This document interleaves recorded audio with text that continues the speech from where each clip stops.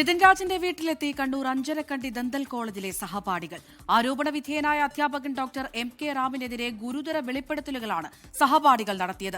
Doctor MK. Ram ദേഹനിന്ദ നടത്തുന്നത് പതിവാണെന്ന് വിദ്യാർത്ഥികൾ തുറന്നു പറഞ്ഞു. അധ്യാപകർക്കെതിരെ മുൻ എക്സാമിനറും രംഗത്ത് വന്നിട്ടുണ്ട്.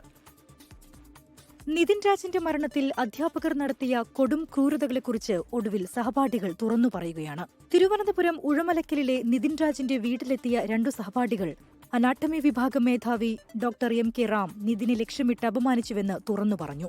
സാറെന്ന് വിളിക്കാൻ പോലും തോന്നുന്നില്ല, ഒരു മൃഗവാത്.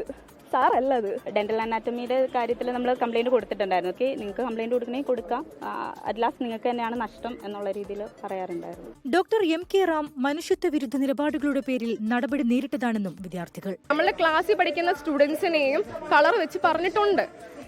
പുള്ളിക്കാരൻ സ്റ്റുഡൻസിനെ പറയുന്നത് ഫാറ്റി, തിൻ, ലീൻ, കോക്രോച്ച്, അതല്ലാതെ ബോഡി ഷേമിംഗ് ഒരു പ്രശ്നമാണെന്ന് പോലും പുള്ളിക്ക് അറിയില്ല.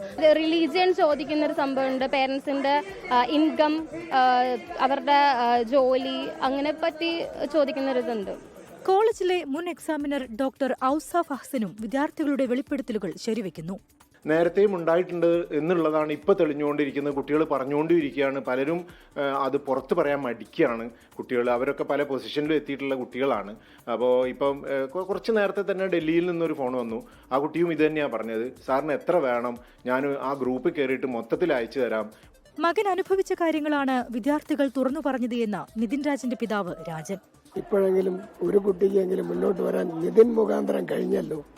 ഇത്ര നാൾ കഴിഞ്ഞില്ലായിരുന്നു. കാരണം എല്ലാവരും ഭീഷണിയിലായിരുന്നു. കാരണം എല്ലാവർക്കും ഡോക്ടറായി പുറത്തു വരാൻ പറ്റൂല. അവരെ സർട്ടിഫിക്കറ്റ് എല്ലാം അവിടെ പിടിച്ചു വയ്ക്കും, അവിടെ ആയിപ്പോകും. കൂടുതൽ അധ്യാപകർക്കും മകന്റെ മരണത്തിൽ പങ്കുണ്ടെന്നും കുടുംബം ആരോപിച്ചു.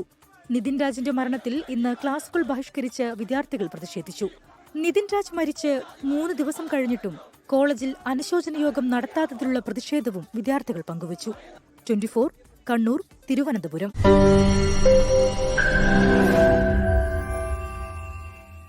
ലോകത്തെവിടെയായാലും ഏത് സമയത്തും 24 വാർത്തകളും ഓഗ്മെന്റഡ് റിയാലിറ്റി പാക്കേജുകളും എക്സ്പ്ലെയിനറുകളും വിശദമായി കാണാൻ ഞങ്ങളുടെ യൂട്യൂബ് ചാനൽ നിങ്ങൾക്ക് സബ്സ്ക്രൈബ് ചെയ്യാം.